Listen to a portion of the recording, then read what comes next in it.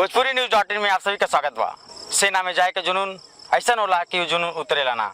आज हमनी के गोरखपुर शहर के फर्टिलाइजर स्थित ग्राउंड में बानी और देखा तानी कि सेना में जाए खातिर, सेना में भर्ती हुए खातिर सेना के जौन और अंग बा, चाहे वायुसेना भइल, चाहे थल सेना भइल, चाहे जल सेना भइल, ओमे जाए खातिर जो युवा बाटन सुबेरे 4:30 बजे से ही मेहनत शुरू कर दिलन।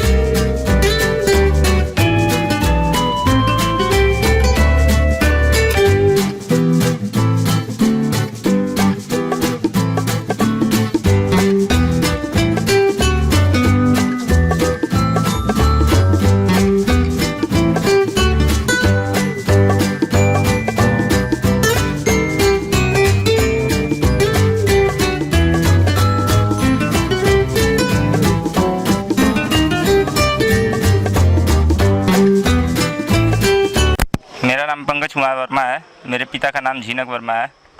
मैं पिछले 3 साल से सेना की तैयारी कर रहा हूँ और मैं वाराणसी BRO जा चुका हूँ।